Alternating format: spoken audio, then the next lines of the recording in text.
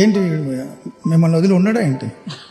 చాలా మంచి serious bonding ఉంటుందండి మా ఇద్దరికి.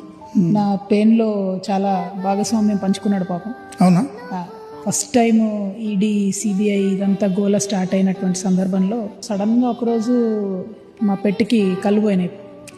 పెట్స్ జనరల్గా మన చుట్టూ ఉండేటటువంటి నెగిటివిటీ తీసుకుంటారని చెప్తారు కదా. అప్పుడు కళ్ళు రెండు లేవు.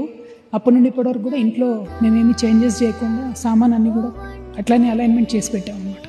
అంటే వాడికి అలవాటు ఉన్నప్పుడు చూసినప్పుడు ఎలా ఉన్నాయో అలాగే ఉండాలి. ఇప్పుడు కనపడకుండా వస్తే తల అది తగలకుండా ఉన్నానుగా.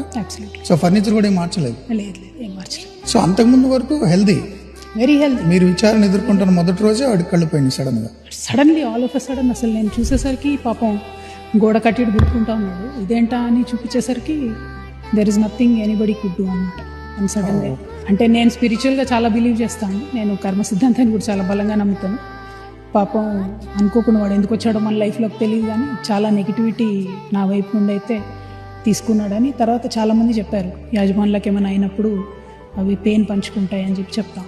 సో నిజంగా ఎవరికీ తెలియదు ఇది.